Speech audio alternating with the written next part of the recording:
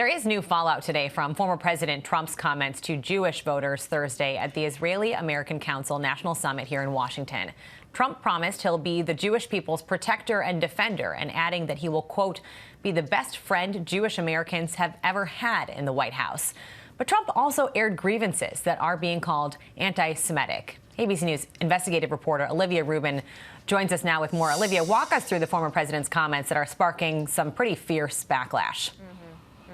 Well, like you said, Elizabeth, comments that were meant to be at an event combating anti-Semitism. Donald Trump has, of course, been courting the Jewish vote, going to a number of events about anti-Semitism. But instead, what he did, as he has done multiple times, is make comments that some have found offensive. Specifically, this time, what he said is that essentially his critics are saying tried to lay the blame at the feet of Jewish people if he were to lose the 2024 election. Take a listen.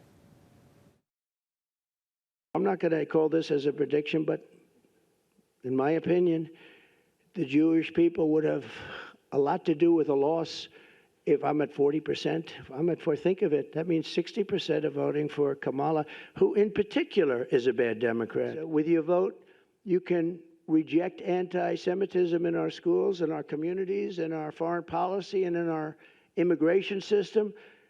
But all of that starts by rejecting Kamala Harris at the ballot box.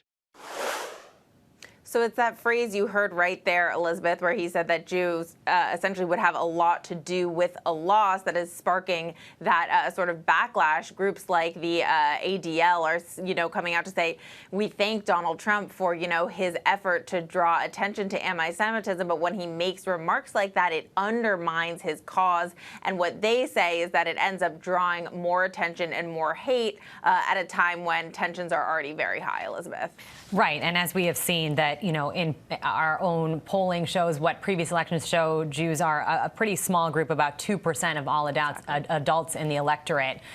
Trump's also accused Vice President Harris of pandering to Hamas supporters.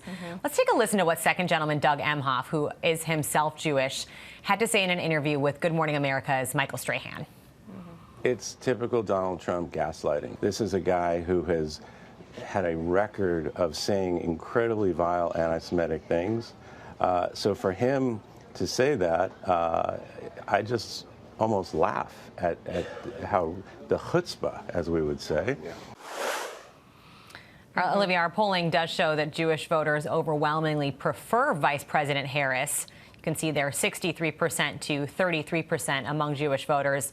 It's really, as you kind of hinted before, this isn't the first time that we have heard the former president criticize Jewish voters for historically supporting Democrats. Well, I think it's interesting how we hear Doug Emhoff speaking out for Kamala Harris. Those around Donald Trump would be quick to point out that he has a Jewish son-in-law. Jared Kushner is, of course, Jewish. And so they often use that as pushing back on any claims that he is in any way anti-Semitic. But I think clearly some people are taking note of that polling. Donald Trump, like I said, has been going to a number of events focused on combating anti-Semitism for a long time. He was talking extensively about those violent protests on college campuses that were going on for a little while. But Elizabeth, I think what's also really interesting is that these comments are coming at a time when Donald Trump's candidate in North Carolina for governor, of course, is also coming under fire for what CNN said were comments that he made on a messaging board calling himself a black Nazi. That's, of course, Mark Robinson. And that is, almost definitely a bigger issue right now in terms of the election coming up, because North Carolina is such a key state for Donald Trump to win if he has any hope of taking back the White House in this election in just a few weeks here. So the timing also incredibly notable here.